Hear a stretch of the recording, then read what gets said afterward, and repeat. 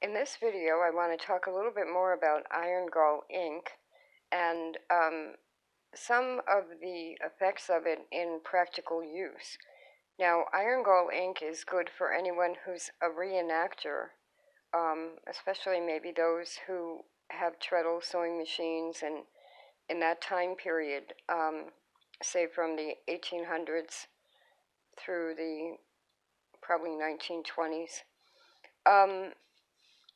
But the ink itself, in any use, is very corrosive. Now, I've used Speedball dip pens for years, and this is a page with my batch of Iron Gall ink. The bottle is right here, and I have to update my blog, but I basically had 3 small batches of oak apple galls soaking in 3 separate 16-ounce peanut butter jars. And when I strained those, combined the liquid, heated it, added gum arabic and iron sulfate, I ended up with 32 ounces of ink. It's beautiful. It's beautiful color. And what Iron Gall does is it starts out purple, then turns brown, and eventually turns black.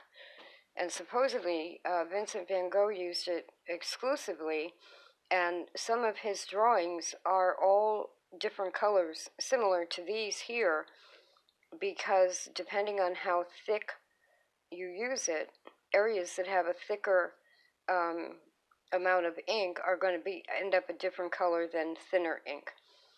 So it's got some real challenges with controlling it if you want everything to be perfect. And so in come Speedball dip pens, because the ink itself is, because of the iron sulfate, is going to be corrosive. And so you don't want it can't be used in fountain pens. It can be used with a quill, a glass pen, or the Speedballs. I also am carving pens and experimenting with how it does with those. But in the meantime, here you see, these are Hunt Speedballs up here. This is a pine pen, a Hunt crow quill pen, a seagull quill, another pine, a turkey quill, and you can see that depending, here's glass. Depending on the pen that you use, that's the color and the density of the ink that you're going to get. Now, the reason I want to make this video is kind of like a warning. So this, even though it's fairly economical, 32 ounces of ink cost me, well, if I were to buy the same amount of oak apple galls, it would be $20 for 32 ounces of ink. It's very inexpensive. One of the problems is the corrosive qualities of it. Right off the bat, as soon as you make it, it doesn't have to age. This is a Hunt Speedball crow quill, and believe it or not, yesterday this pen was brand spanking new. Bright, shiny steel, brand new nib. This one and this one, and I used both of those yesterday on this page. They have since been through an ultrasonic cleaner, and they are still, if I can get them under the light here, look at that. And that's actually clean. So the iron sulfate, I'm starting to have a mental block on that. And of course I dropped the nib. The iron sulfate is immediately binding to metal. So you have to be aware that if you use Hunt Speedball or other brand metal pens, you're going to be going through nibs much more quickly than if you use India ink. So that's something that has to be weighed.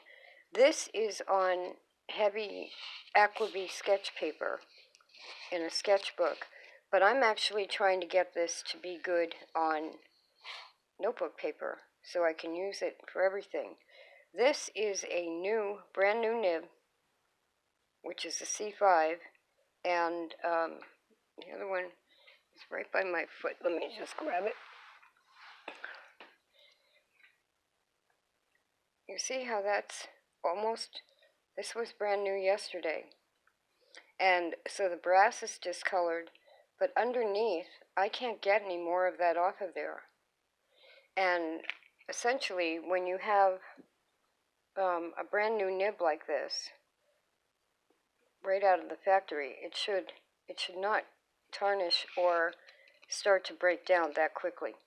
So that is how corrosive these pens are going to be. It's showing up most obviously on the Hunt Speedballs. It's going to do that to all of them.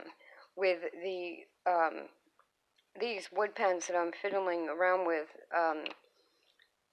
what it'll eventually do is cling to the wood, same as the glass. You can't use it in a regular fountain pen at all because not only would it clog, but here's a fountain pen. This is a gold-plated nib, and it would immediately destroy. It would destroy all of that. So it can't be used in a fountain pen. It is good for quills, but I'm not sure how quickly it would wear down your quill. There are people that use it as professional calligraphers who would know that, but I just wanted people to be aware that even though this is extremely economical to make your own ink, there are some limitations as to its use, even within dip pens, simply because of the corrosive nature. If you don't mind buying new nibs all the time, then that shouldn't really be an issue. What it does mean is that if you do use it either with these, with glass, or with quills, every time you're done writing with one of these, you should wash it. That's the only way you're going to increase the longevity of your tools.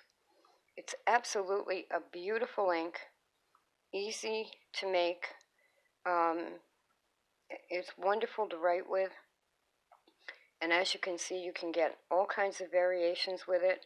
And by using dip pens by Speedball, you can do all these different styles of writing with their nibs.